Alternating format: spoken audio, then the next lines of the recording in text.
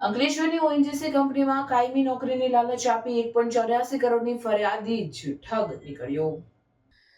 અંકલેશ્વરમાં 8 મહિના બાદ અંતે એ ડિવિઝન પોલીસે ભેજાબાજને ઝડપી પાડવામાં સફળતા લાગી હતી. 48 થી વધુ લોકો પાસે 2 થી 2.5 લાખ પડાવ્યા હતા. ઓએનજીસી ખંભાત, હજીરા અને મહેસાણામાં NISS સિક્યુરિટીના કોન્ટ્રાક્ટમાં લાઇન વોકર નોકરીની ઓફર આપી હતી. 8 મહિના પૂર્વે જ અંકલેશ્વર અમૃતકુંજ સોસાયટીમાં રહેતા ઘનશ્યામસિંહ રાજપૂત જય હિન્દ સિક્યુરિટી સર્વિસ ચલાવે છે. તેઓ અંકલેશ્વર ઓએનજીસીમાં ફિલ્ડ ઓફિસર તરીકે CISS કંપનીના કોન્ટ્રાક્ટમાં નોકરી કરતા હતા. જેઓને મૂળ બિહાર અને હાલ અંકલેશ્વર વિરાટનગરમાં રહેતો ઓગસ્તના પાંડે સાથે પરિચય થયો હતો, જેણે પશ્ચિમ બંગાળમાં નેશનલ ઇન્વેસ્ટિગેશન સિક્યુરિટી સર્વિસમાં મેનેજર તરીકે કામ કરે છે.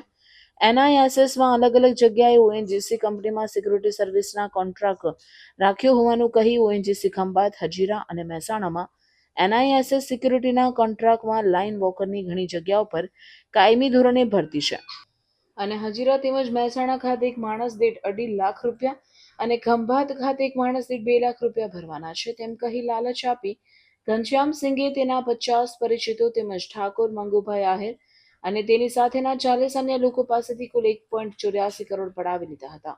જે બાદ મોબાઈલ બંધ કરી ઓગસ્ત પાંડે ગાયબ થઈ ગયા હતા. છેતરપિંડી અંગે અંકલેશ્વર એ ડિવિઝન પોલીસ મથકમાં ઘનશ્યામ મહેશ નારાયણ રાજપૂત સામે ગુનો નોંધી તપાસ હાથ ધરી છે. પોલીસે જે તે વખતે બિહાર ભાગેલા ઓગસ્ત પાંડે પણ બિહારથી વેશપલટો કરી ઝડપી લાવી હતી.